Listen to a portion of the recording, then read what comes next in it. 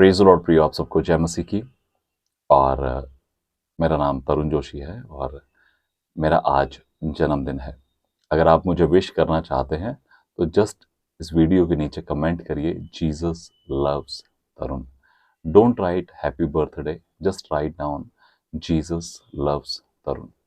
लेकिन मेरा उद्देश्य इस संदेश को बनाने का ये नहीं है कि आप मुझे बर्थडे विश करें, लेकिन मैं आपके पास एक खास संदेश को, एक खास विचार को पहुंचाना चाहता हूं। इससे पहले कि मैं प्रभु यीशु मसीह के पास आता, मुझे याद है कि मेरे मोबाइल का जो कैलेंडर था उस पर मैं लिख कर रखता था मनहूस दिन। 14 नवंबर को मैं एक मनहूस दिन के या एक बहुत ही बुरे दिन के रूप में मानता था, क्योंकि मैं इस दिन पैदा हुआ और मैंने बचपन से कभी कोई खुशी नहीं देखी, परिवार में कोई हालात अच्छे नहीं देखे, कुछ भी करते रहे लेकिन परिस्थितियां सुधरी नहीं, कुछ भी अच्छा नहीं हो सका। और हमेशा मैं कोसता रहा अपने आप को, अपने अपने जन्मदिन को, कि मैं क्यों पैदा ही हुआ, क्या ही फायदा है, मतलब ऐसी सड़ी हुई जिंदगी जीने का क्या मतलब है इसका, जिसमें कोई खुशी नहीं है, परिवार में गरीबी है, हालात बुरे हैं, स्ट्रगल चल रही है, बीमारियां हैं, दुष्ट आत्माएं हैं, तकलीफें हैं, परेशानियां हैं। इतनी तकलीफ है कि कोई सिरा मिल ही नहीं रहा, कोई रास्ता निकल ही नहीं रहा। सब कुछ करके देख लिया जैसे जिसने जो बोला, लेकिन कोई रास्ता नहीं मिल रहा है।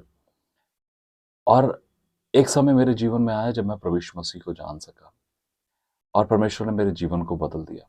लेकिन मैं आपको बताना चाहता हूँ, मैं ही नहीं, हम में से बहुत सारे लोग अपने जन्म के दिन को धिक्कारते हैं, अपने जन्म के दिन को बुरा भला बोलते हैं, अपने जन्म के दिन के बारे में सोचते हैं कि मैं पैदा ही क्यों हुआ, अरे ऐसी जिंदगी जीने से अच्छा तो मर ही जाते, ऐसी सड़ी गली लाइफ है, बेकार। और ना जाने कितनी बातें बोलते हैं, अपने पूरे दिन को कोसते रहते हैं। और केवल हम ही नहीं, लेकिन पवित्र बाइबल में भी एक व्यक्ति है जिसका नाम है अय्यूब। उसके 3 अध्याय के पहले वचन में लिखा है, इसके बाद अय्यूब मुंह खोलकर अपने जन्म के दिन को धिक्कारने लगा और कहने लगा कि वह दिन नाश हो जाए जिसमें मैं उत्पन्न हुआ, और वह रात भी जिसमें कहा गया कि बेटे का गर्भ है। और बहुत सारी बातें अय्यूब बोलता है कि इससे अच्छा तो मर जाते, इससे अच्छा तो ये हो जाता, वो हो जाता। धिक्कारता है, कर्स करता है उस दिन को।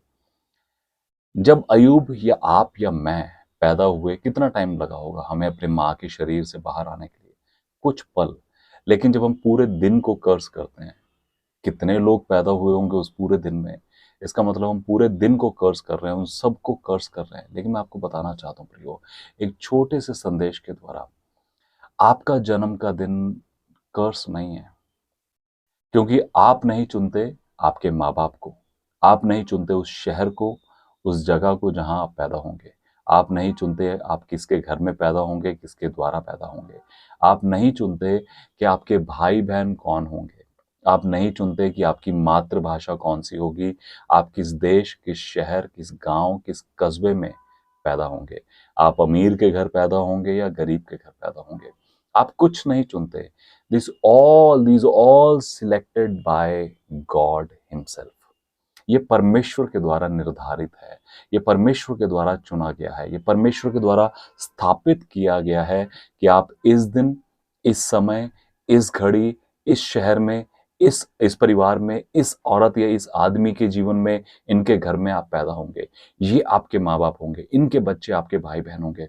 ये सब कुछ परमेश्वर के द्वारा आपके लिए और मेरे लिए निर्धारित किया गया है। और जो परमेश्वर ने हमारे लिए निर्धारित किया है वो आशीष है, उसमें कुछ भी बुरा नहीं है, उसमें परमेश्वर की योजना है। हालेलुया। आप जिस भी लैंग्वेज को बोलते हैं, आप जिस भी शहर से आते हैं, जिस भी गांव में हैं, जहां भी आप हैं, परमेश्वर की योजना है आपके लिए, परमेश्वर का प्लान है आपके लिए, परमेश्वर का प्लान है उस जगह के लिए। मैं हमेशा जवानों की सभाओं में बोलता हूं कि अगर परमेश्वर आपको भेजने से पहले पूछ लेते कि किसके घर में पैदा होना चाहते हैं, तो क्या जवाब देते हैं? क्या कहते कि किसके घर में? अगर परमेश्वर मुझसे पूछ लेते कि भाई किसके घर में पैदा होना चाहता है, तो मैं कहता इस दुनिया के सबसे अमीर आदमी के घर पे पैदा हो जाए, है ना? किसी बड़े सेलिब्रिटी का नाम ले लेते, किसी बड़े रईस आदमी का नाम ले लेते शायद। लेकिन नहीं, ये परमेश्वर का चुनाव था कि जो आपके माँ-बाप हैं, वो आपके माँ-बाप बने। ये परमेश्वर का चुनाव था, वो शहर, वो गाँव, वो कस्बा, वो गली, मोहल्ला, वो घर, वो आपका हो। हालेलुया! लेकिन एक बात मैं आपको बताना चाहता हूँ जो बहुत बड़ा गुड न्यूज़ है हम सबके लिए। इस घड़ी में प्रभु यीशु मसीह के पास आया, मैंने प्रभु यीशु मसीह को जाना, मैं परमेश्वर की योजना को, परमेश्वर की प्लानिंग को समझ सका कि परमेश्वर की योजना मेरे लिए क्या है। जिस दिन को मैं धिक्कार रहा हूँ आज तक, वो दिन मेरे लिए धिक्कारने का नहीं, लेकिन जश्न मनाने का, खुशी मनाने का दिन है, क्योंकि उस दिन के पीछे परमेश्वर की एक बड़ी योजना मेरे लिए और आपके लिए और हम सब के लिए है। जैसा परमेश्वर का वचन कहता है, मत्ती रचित सुसमाचार उसके 21वें वचन में लिखा है, वह पुत्र जनेगी और तू उसका नाम यीशु रखना, क्योंकि वह अपने लोगों का उनके पापों से उद्धार करेगा। इस वचन को आपने क्रिसमस के टाइम पर कई बार सुना होगा शायद, है ना? लेकिन मैं आपको बताना चाहता हूँ इस एक वचन में प्रभु यीशु मसीह का जन्म और उस जन्म के पीछे उसका उद्देश्य क्या है कि वो पुत्र जनेगी, उसका नाम यीशु रखना, लेकिन वो क्या काम करेगा, उसका उद्देश्य क्या है, वो लोगों के पापों के क्षमा को लेकर आएगा, लोगों के लिए उद्धार को लेकर आएगा। हालेलुया! प्रभु यीशु मसीह के जन्म के साथ एक उद्देश्य है, एक प्लान है, एक योजना है और ना केवल प्रभु यीशु मसीह के जन्म के साथ, आपके और मेरे जन्म के लिए भी। जिस दिन हम पैदा हुए, उस दिन परमेश्वर ने हमारे लिए सब प्लानिंग्स को पूरा करके हमें इस दुनिया में भेज दिया और वचन कहता है कि हम सृष्टि के पहले से चुने हुए हैं।